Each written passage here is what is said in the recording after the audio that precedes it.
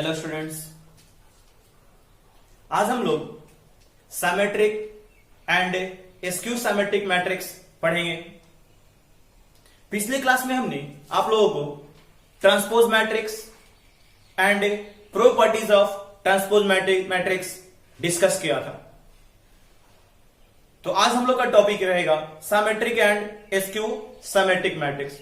तो सबसे पहले हम लोग हेडिंग देंगे सिमेट्रिक मैट्रिक्स। तो लिखोगे सिमेट्रिक मैट्रिक्स। अब देखा जाए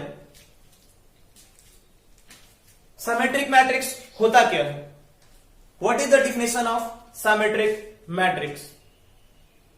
तो चलो पहले हम लोग डिफिनेशन लिख ले, फिर इसके बाद हम लोग बात करेंगे कि सिमेट्रिक मैट्रिक्स एक्चुअल में होता क्या है और कैसे हम लोग इसे डिफाइन करते हैं। तो लिखोगे definition A square matrix A is said to be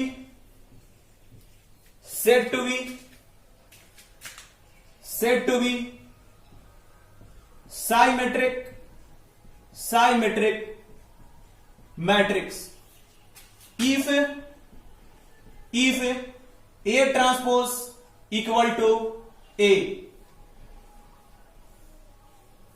transpose equal to A। जरा बात को ध्यान दोगे, हमने क्या कहा, a square matrix A is said to be symmetric matrix if A transpose equal to A। पहली बात तो ये कि सिमेट्रिक मैट्रिक्स का जब भी हम लोग बात करेंगे हमेशा एक स्क्वायर मैट्रिक्स में ही बात करेंगे। सिमेट्रिक मैट्रिक्स आप स्क्वायर मैट्रिक्स के अलावा किसी भी मैट्रिक्स में आप बात नहीं कर सकते हो। अब यहां पर और भी आगे बातें कही गई है कि square matrix A is said to be symmetric matrix, यानी कहने का मतलब कि सिमेट्रिक मैट्रिक्स एक स्क्वायर मैट्रिक्स ही हो सकता है। लेकिन आगे और भी लिखा गया है कि if A transpose equal to A, यानी कहने का मतलब यह है कि हम वैसे स्क्वायर मैट्रिक्स को सिमेट्रिक मैट्रिक्स कह सकते हैं जिस मैट्रिक्स को ट्रांसपोज करने के बाद भी वही मैट्रिक्स मिल जाए। यानी कहने का मतलब यह है कि अगर कोई मैट्रिक्स दिया है, अगर उसको हम ट्रांसपोज कर रहे हैं, ट्रांसपोज करने का मतलब क्या, रो को कॉलम बना रहे हैं और रो को कॉलम बनाने के बाद भी जो पहले हमारा मैट्रिक्स था वही मैट्रिक्स मिल जाए, तब ऐसे मैट्रिक्स क्या कहलाते हैं, सिमेट्रिक मैट्रिक्स कहलाते हैं। और यही बात यहां पर लिखा गया है कि square matrix A is said to be symmetric matrix if A transpose equal to A transpose equal to A. अब जरा एग्जांपल से समझेंगे हम लोग। एग्जांपल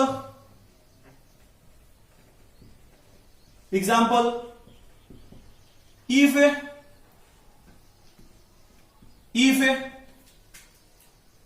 चलो मैंने एक स्क्वायर मैट्रिक्स जूम कर लिया, A B C D E F.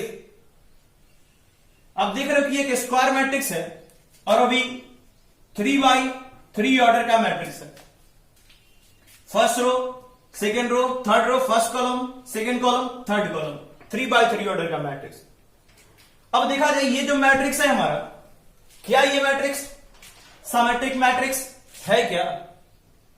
तब क्या करना होगा हमें, चलो ट्रांसपोज करते हैं, क्योंकि सिमेट्रिक मैट्रिक्स का डिफिनेशन क्या कहता है कि अगर कोई मैट्रिक्स दिया है और उसका हम ट्रांसपोज कर दें तो वही जो पहले था वही मैट्रिक्स मिलना चाहिए। तो हमने एक मैट्रिक्स टेक कर लिया है ए इक्वल टू इतना, अब इसका ट्रांसपोज कर रहे हैं, देन ए ट्रांसपोज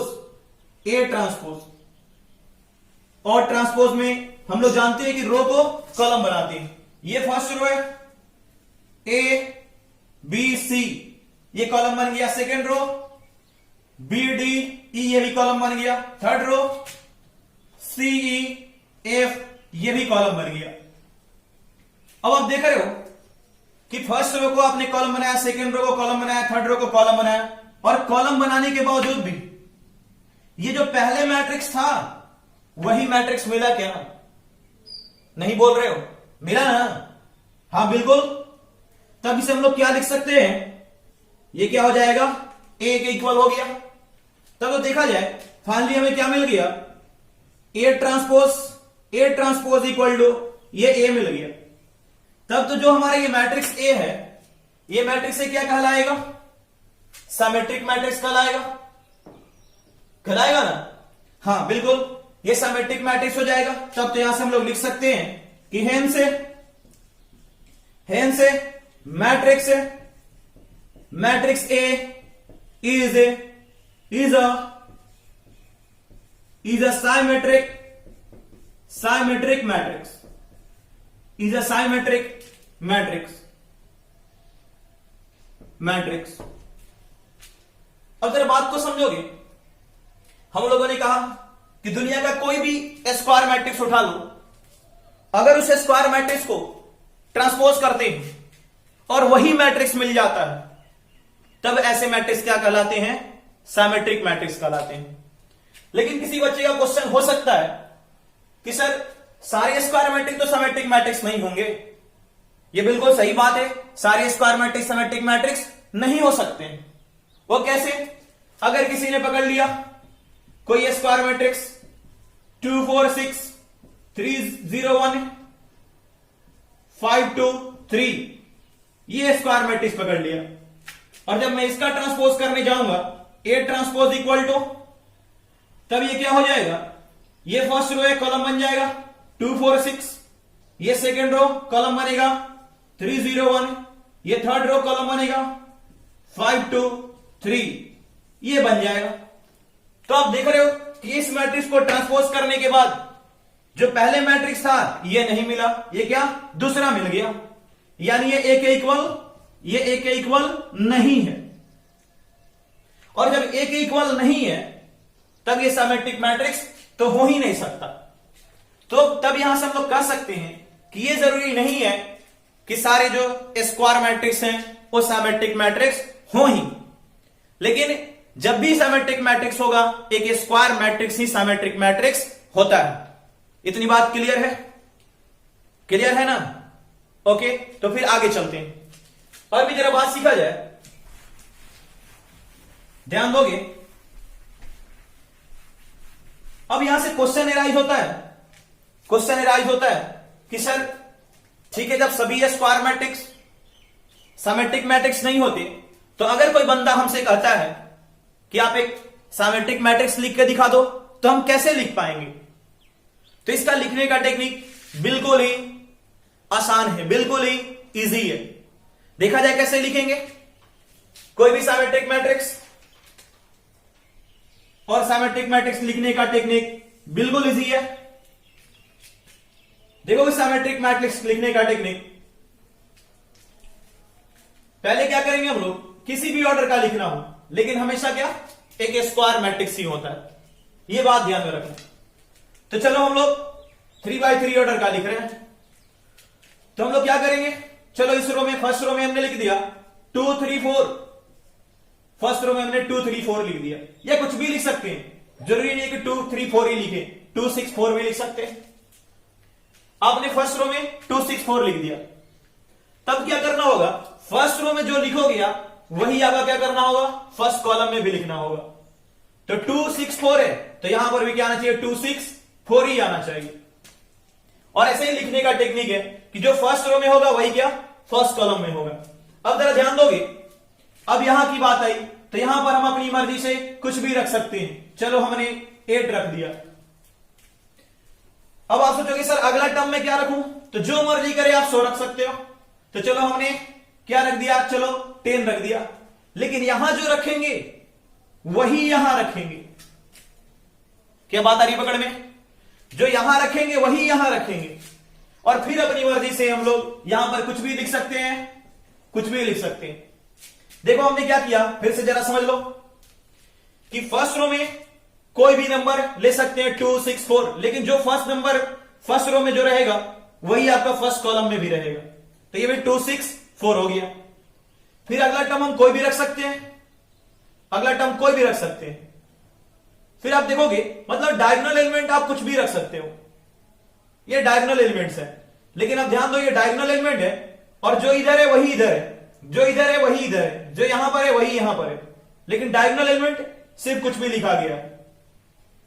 तब तो कोई बोलेगा सर अगर मैं डायगोनल एलिमेंट हमारी मर्जी ऐसा हो जाए कि इसको हटा के मैं कुछ और भी लिख दूं, चलो लिख देता हूं 3 9 12, तो भी क्या हो जाएगा, ये सिमेट्रिक मैट्रिक्स हो जाएगा। लेकिन सर कैसे सिमेट्रिक मैट्रिक्स है, तो चलो चेक कर लेते हैं।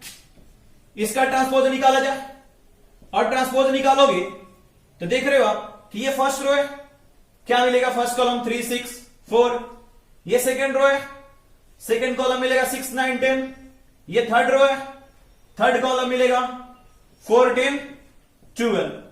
आपने देखा कि जो पहले था वही तो मिल गया, यही तो ए है। क्या बात क्लियर है?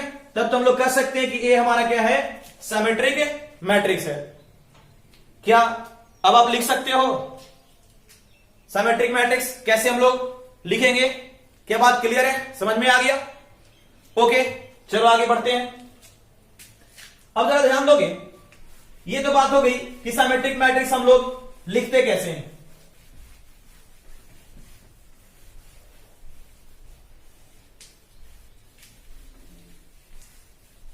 अभी हम लोगों ने सीखा कि सिमेट्रिक मैट्रिक्स क्या होता है और सिमेट्रिक मैट्रिक्स लिखते क्या है, लिखते कैसे हैं।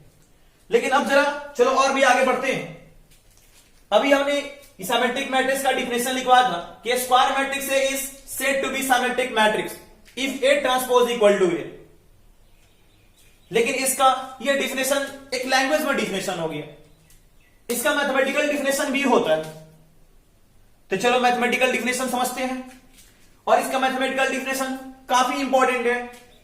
बहुतों बार ये ऑब्जेक्टिव में पूछा जा चुका है बोर्ड एग्जाम में, तो जरा ध्यान दोगे। और मुझे याद है कि इस बार बिहार बोर्ड में भी पूछा गया है ये क्वेश्चन, तो जरा इस क्वेश्चन को और इसका मैथमेटिकल डिफिनेशन को आप समझोगे।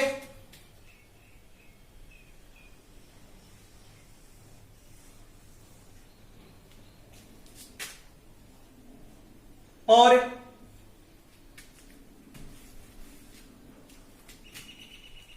ए square matrix, A square matrix A equal to A I J is said to be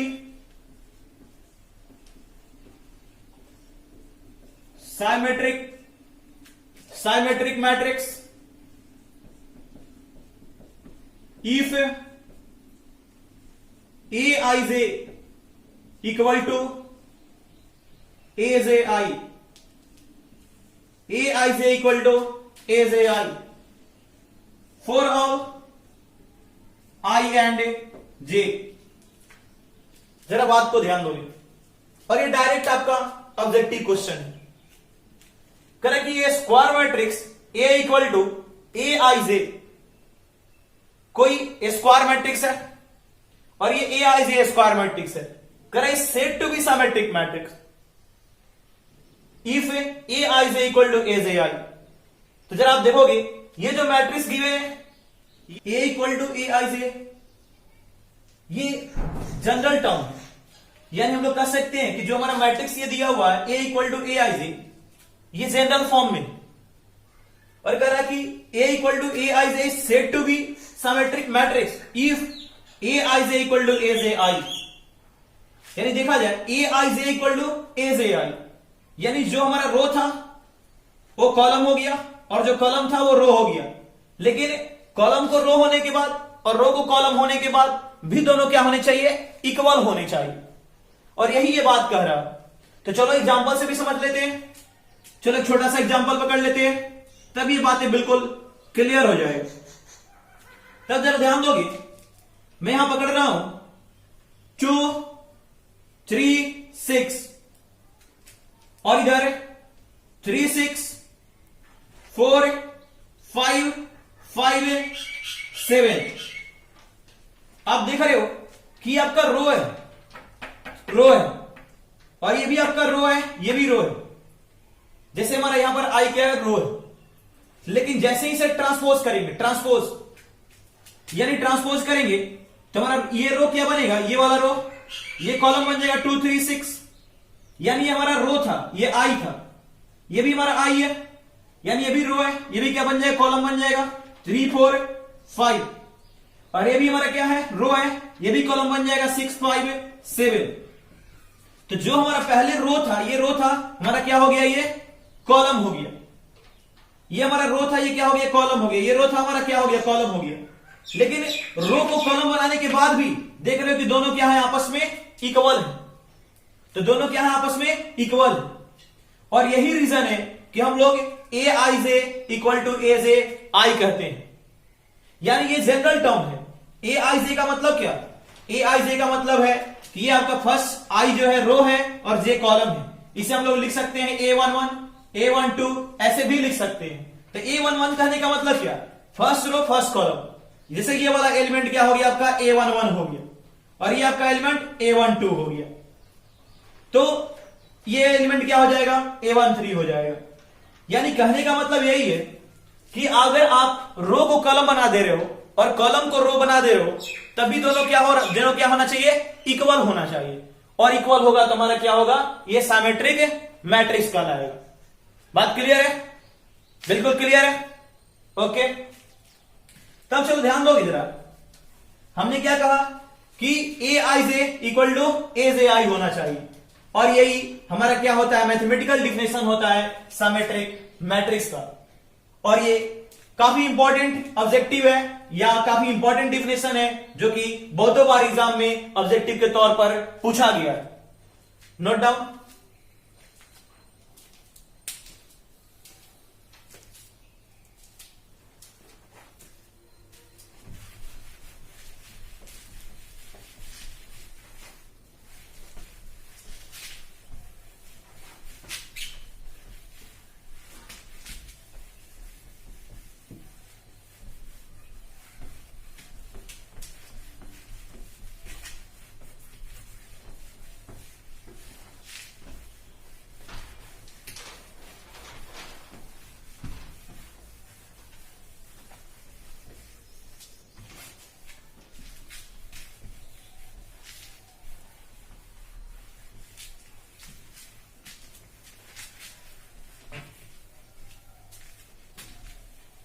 चलो आप हेडिंग दोगे,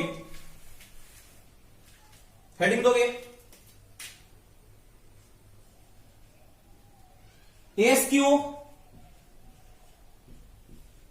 SQ symmetric,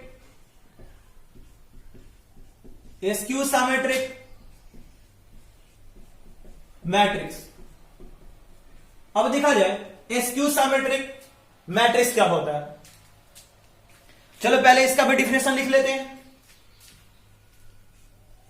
A square matrix is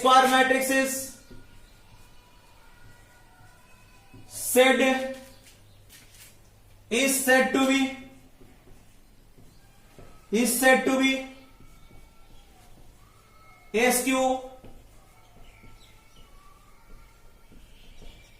skew symmetric matrix if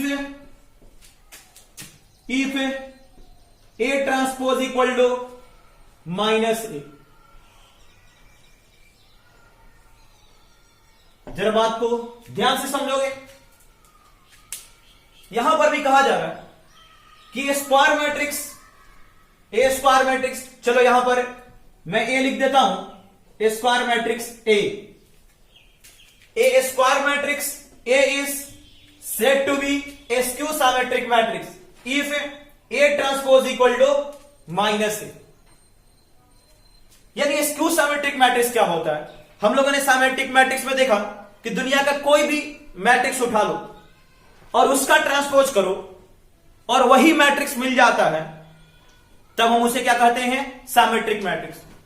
लेकिन स्क्यू साइमेट्रिक मैट्रिक्स क्या कहता है कि दुनिया का कोई भी मैट्रिक्स उठा लो और उसका ट्रांसपोज करो और वही दो मैट्रिक्स मिले लेकिन निगेटिव साइन के साथ मिले, तब ऐसे मैट्रिक्स क्या कहलाते हैं?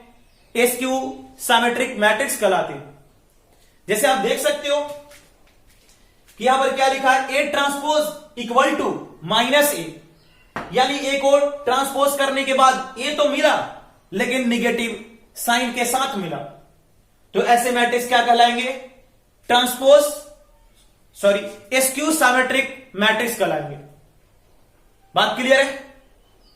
तब देखा जाए एग्जांपल से जरा समझा जाए। Example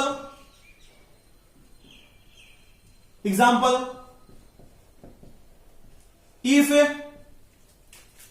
A equal to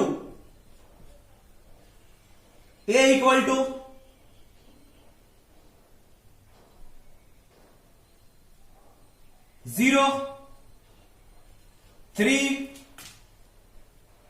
-4, -3, 0, 6, 4, -6, 0। देखा जाए हमने एक स्क्वायर मैट्रिक्स टेक कर लिया और ये स्क्वायर मैट्रिक्स है 0, 3, -4, -3, 0, 6, 4, -6, 0। देन अब चलो मैं इसका ट्रांसपोज लिख रहा हूं, ए ट्रांसपोज। चलो इसका ट्रांसपोज किया जाए। ए का जब ट्रांसपोज करेंगे तो जो हमारा फर्स्ट रो है कॉलम बनेगा, सेकेंड रो कॉलम बनेगा, थर्ड रो कॉलम बनेगा। चलो बनाते हैं। फर्स्ट रो हो जाएगा, फर्स्ट कॉलम 0, 3, -4।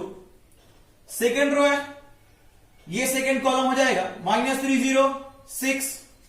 और ये थर्ड रो है, ये भी कॉलम हो जाएगा 4, -6, 0। अब जरा ध्यान दोगे, अब मैं क्या कर रहा हूं? ईच एंड एवरी टर्म से, इससे सभी टर्म से, ईच एंड एवरी टर्म से मैं माइनस कॉमन ले रहा हूं, माइनस कॉमन। तो चलो इससे मैंने माइनस कॉमन बाहर निकाल दिया, माइनस कॉमन। तो जब माइनस बाहर निकाला, माइनस बाहर, तो ये क्या हो गया?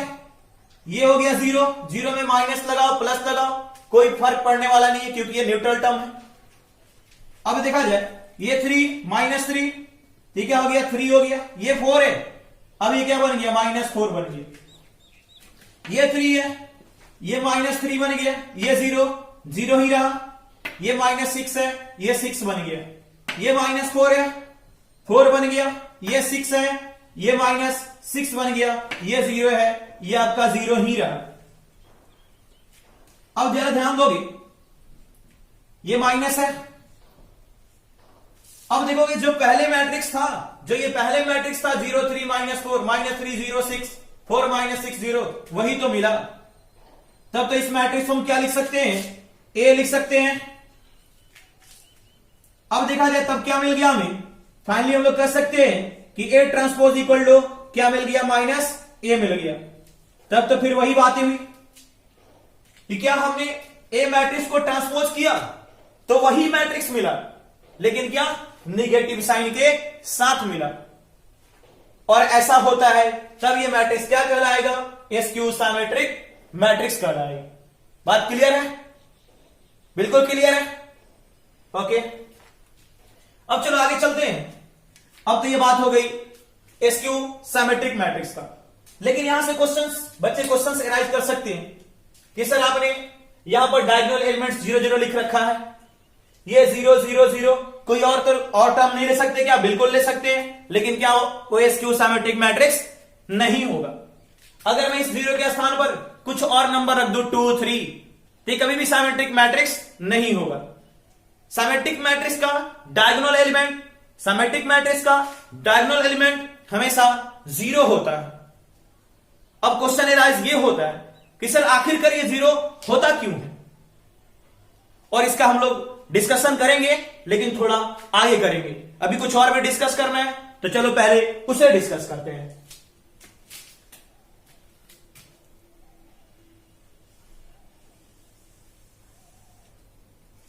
अब जरा ध्यान दोगे, अब हम लोग बात करेंगे इसके मैथमेटिकल डिफिनेशन पर कि स्क्यू सिमेट्रिक मैट्रिक्स का मैथमेटिकल डिफिनेशन क्या होता है।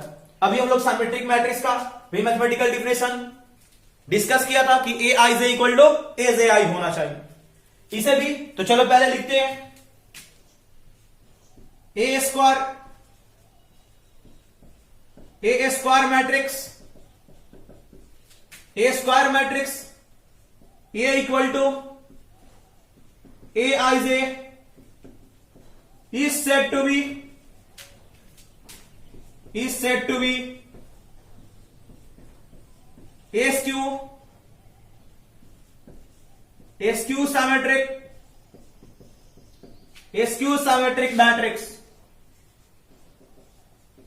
symmetric matrix if aij equal to minus aji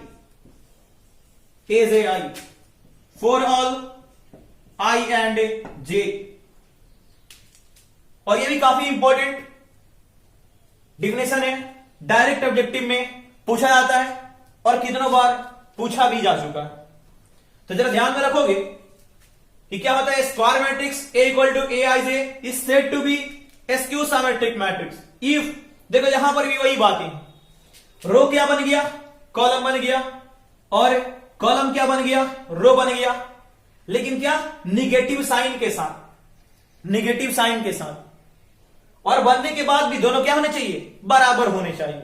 जैसे आप देख सकते हो, अगर हम एज्यूम कर ले कि ये ए आई जे हमारा ये वाला है और ए जे आई मतलब ए आई जे हमारा ये वाला है और ये वाला ए, इसे हमने ट्रांसपोज करा तो हमें क्या मिल गया, 0 - 3 4 3 0 -6 -4 6 0 मिल गया ट्रांसपोज किया तो जब ट्रांसपोज करेंगे तो हमें इधर वाला पार्ट मिलना चाहिए, तो इधर वाला पार्ट मिला, लेकिन क्या इसमें देखो माइनस लगा है, 4 लगा है, तो इसे हमने बाहर निकाल दिया। तो बाहर निकाला, जैसे ही से बाहर निकाला क्या मिल गया, ये माइनस बाहर निकला और ये मिल गया ट्रांसपोज करने के बाद, यानी कहने का मतलब क्या, रो को कॉलम बनाने के बाद। और देखो ये क्या हो गया, दोनों A transpose equal to minus A हो गया। और यही यहां पर यही बातें लिखी गई है कि A equal to A I J is said to be skew symmetric matrix if A I J equal to minus A J I. क्या बातें क्लियर है, बिल्कुल क्लियर है, अच्छा ठीक है, क्लियर है। तो चलो आगे बात करते हैं। अब यहां से क्वेश्चंस एराइज हम लोग का ये हुआ था कि सर ठीक है ये तो डिफिनेशन हमारा हो गया, ये भी डिफिनेशन हो गया, लेकिन ये बात अभी तक क्लियर नहीं हुआ कि सर डायगोनल एलिमेंट्स जीरो कैसे होता है। तो डायगोनल एलिमेंट जीरो कैसे होता है, ये सीखने के लिए पहले हमें यह भी सीखना होगा कि सर अगर कोई कह देता है, कोई बंदा आता है और हमसे कहता है कि आप एक स्क्यू सिमेट्रिक मैट्रिक्स लिख के दिखाओ, तो हम कैसे लिखेंगे। तो चलो इसे सीखते हैं, पहले ये नोट कर लो, नोट डाउन।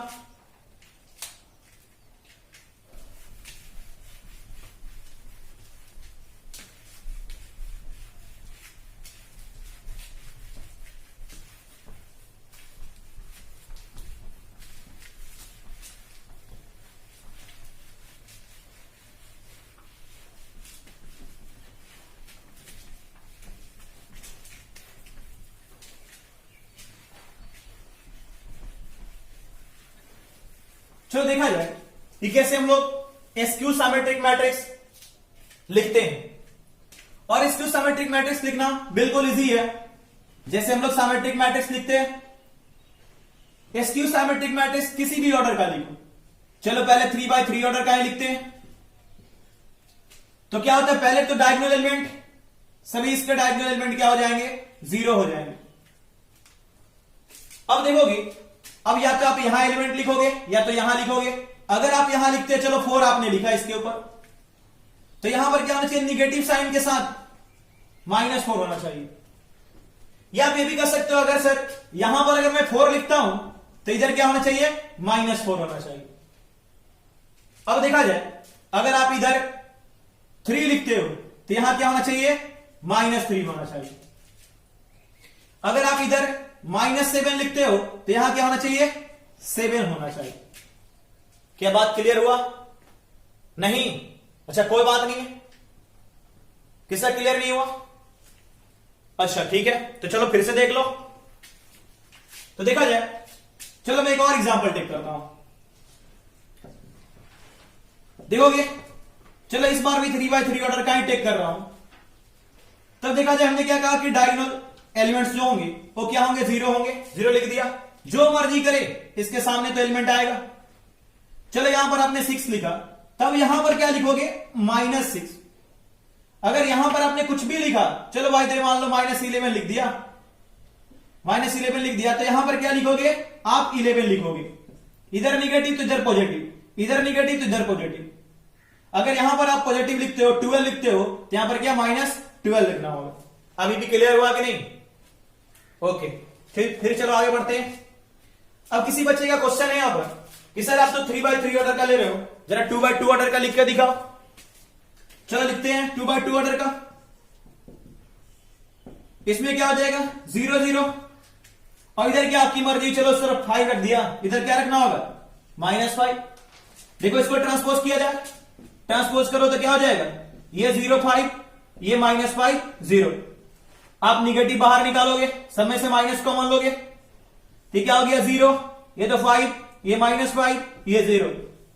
क्या हो गया, ये माइनस पहले से रहा, और देखो जो पहले था वही मिल गया, तो ए हो गया, ये ए ट्रांसपोज, ये इतना हो गया। बातें क्लियर है? लेकिन अभी तो क्वेश्चन एराइज ये होता है कि सर हम लोग सबका डायगोनल एलिमेंट 0 क्यों पकड़ रहे हैं, 0 क्यों पकड़ रहे हैं? तो देखा जाए 0 इसका डायगोनल एलिमेंट 0 क्यों पकड़ते हैं। देखोगे यहीं से, मैं यहां से चल रहा हूं, हम लोगों ने ए I J equal to -a लिख रखा है। सेम से ए I J equal to -a और हम लोग देख रहे हैं कि रो को कॉलम बना रहे हैं, रो को कॉलम बना रहे हैं। और आपको यह बात पता है कि सर ये डायगोनल एलिमेंट्स है, डायगोनल एलिमेंट्स है, ये भी डायगोनल डायगोनल डायगोनल। और डायगोनल एलिमेंट कि रो और कॉलम हमेशा क्या होते हैं, इक्वल होते हैं। जरा रिमाइंड करो, अभी भी आप सोच सकते हो, देख लो जरा। चलो 3x3 ऑर्डर का मैं जनरल फॉर्म में एक मैट्रिक्स लिख रहा हूं, A11 A12 A13 A22 A21 A22 A23 A31 A32 A33। और ये हमारा क्या है, ये डायगोनल एलिमेंट। क्या इसके रो और कॉलम इक्वल हैं? रो और कॉलम इक्वल हैं क्या? बिल्कुल है। देखो 1 1 2 2 3 3, रो और कॉलम क्या है, इक्वल। तब यहां से हम लोग इसके भी रो और कॉलम हमें इक्वल करने पड़ेंगे, तो चलो करते हैं। Putting I equal to J, then यानी आई और जे को हमने इक्वल कर दिया, यानी क्या, डायगोनल एलिमेंट बना दिया। तब चलो देखोगे इधर क्या हो गया, ए आई, और जे जो था ये भी आई हो गया। इधर भी क्या हो गया, -a, जे जो है आई हो गया, और ये भी आई हो गया, दोनों तो सेम हो गया। इधर माइनस लगा है तो इधर ये आएगा A I I plus A I I equal to 0। तो ये क्या हो गया आपका 2ai इक्वल टू 0। अब यहां से लिख सकते हैं हम लोग, ये नीचे जाएगा 0 हो जाएगा, ai इक्वल टू 0। यानी आप देख रहे हो कि ai इक्वल टू क्या हो गया, 0 हो गया। और ai क्या है, डायगोनल एलिमेंट। या आप i के स्थान पर, या i j के स्थान पर आप i भी रख सकते हो, और i के स्थान पर आप j भी रख सकते हैं। जैसे हमने क्या i को j रख दिया, ठीक है ना, जहां भी j आया उसे i बना दिया। और हम लोग क्या, जहां भी j आया हम लोग ने क्या किया, i बना दिया। ऐसा भी कर सकते थे, जहां i आता उसे j भी बना सकते थे, तो इसमें कोई दिक्कत नहीं है। i को j लिखो, j को i लिखो, लेकिन हमने क्या, j को i लिखकर चला है। तो ये क्या हो गया, ai इक्वल टू 0 होता। अगर हम लोग j को i लिखे हैं तो हमें इतना आया है। अगर यही i को j लिखते हैं तो क्या आता, a j इक्वल टू 0 आता। लेकिन बात तो वही होती, डायगोनल एलिमेंट ही होता। अब देख रहे हो कि डायगोनल एलिमेंट 0 हो गया, तब यहां से हम लोग कह सकते हैं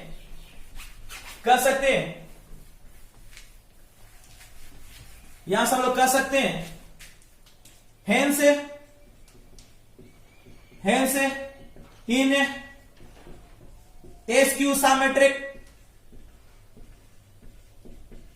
sq symmetric matrix, hence in sq symmetric matrix diagonal